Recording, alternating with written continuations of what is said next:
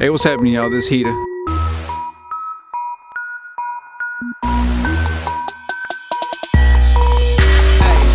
life scumming, got dough, fresh money, going harder than the average. Don't mistake us for some dummy. Yeah, that's what you know me for, but I ain't going back. I'm on a new thing. Want you to know that living life scumming. I want to share with you guys my testimony and the times when I've allowed God into my life and the results of that, and even the times when I kicked God out of my life and let you guys know the result of that. I grew up in a household where going to church wasn't a normal everyday thing. My mom would take me to mass every now and then, but my real introduction to Christ and what the gospel was about was when a little Baptist church would come pick me up. My parents would let them pick me up on a Sunday morning, and that's when I really heard about, the gospel and about the blood of Christ. And at the time, my family was going through a lot of struggles. One day my dad came home, said, "Mijo, we're gonna start going to church." We started going to church, and I sat in the back watching people being delivered, watching people being healed, watching people be set free and give their lives to Christ, but I never experienced it personally. Years had gone by of me living that kind of lifestyle, and one day my parents decided not to go to church, and they left it up to me if I wanted to go or not, and naturally I chose not to. And before you know it, days turned into weeks, weeks turned into months, months turned into years. One day I'm in my room, chilling all by myself, and that's when the devil decided to try his little trick with me. He told me, "You see God move. You seen God move. See me move. God's real, so am I." And at that time in my life, that spoke so much to me because I had already felt disconnected and apart from God. In my heart and in my mind, I was thinking, what would God want to do with me? Well, He wouldn't want anything to do with me. I'm already on my way to hell. Might as well bust the gates of hell wide open, right? So I got on my knees that night, told the devil literally, "Come into my life and use me." Man, I thought the doors were gonna open up, wind was gonna fly through, I was gonna get big and swole, and I'd go whoop on all the people I didn't like. But that didn't happen. I got up from my knees that night. Felt exactly the same. Over time, I totally disconnected myself from God and anything holy.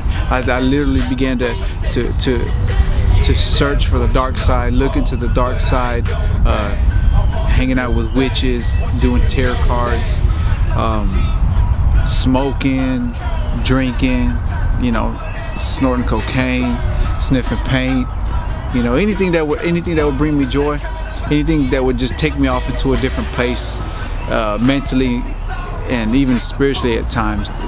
But looking back at my life, that prayer that I prayed that night to the devil came true. There's people out there that don't have high school diplomas because of me. There's people out there hooked on dope and other things because of me. Other people in messed up relationships because of me. It was in high school when the reality of life and death and eternity started to impact my life. Had so many friends that passed away. Got homies nowadays asking, "Bro, why'd you chill?" And I'm like, "Man, don't act like you don't know. We got too many homies resting out here in Grove Hill." With the death of my homeboys, Smurf, David Diaz, Billy Morales, Lupito, Rigo. Their life was taken at an early age because of ignorance, because of hate.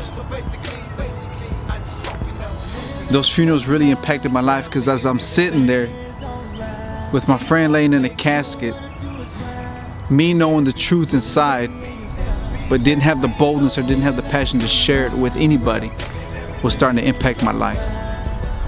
I had to step up. I had to do something. I get on my knees and be like, "God, help me. I need your help. I need your help." And the enemy would come back and spit those lies in my ears saying, "Don't even bother coming to God. You know what you're going to do tomorrow. You know what you're going to do the next day. You know what you're going to do when you get paid."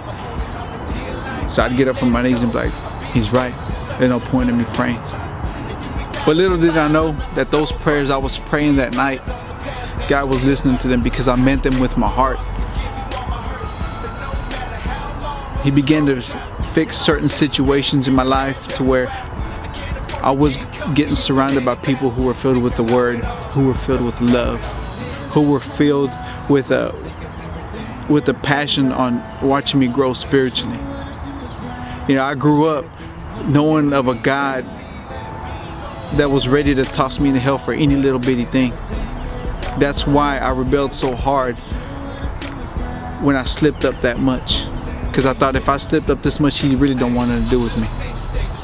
For the whole year of 1999, I was going to church, sitting in the back, listening to the Word. I didn't care about establishing relationships. I would go and sit in the back, listen to the Word. I would receive it. I would eat it because I was hungry. Then I'd get in my car and smoke out. I hadn't even left the church parking lot and I had a blunt ready to fire up. But I wanted the Word, and you know what? God did not tune me out because He saw the work that I was putting in to seek Him, and little by little He was going to work with me. It got to the point where I started letting the weed go. I didn't have no desire for the weed. I got to the point where I had to let it go. Why? Not because the Bible said not to do it. Not because the pastor said not to do it. Not because the law said not to do it. I didn't care about what anybody had to say. It's because I began to have a relationship with my God. I began to have a relationship with my Christ.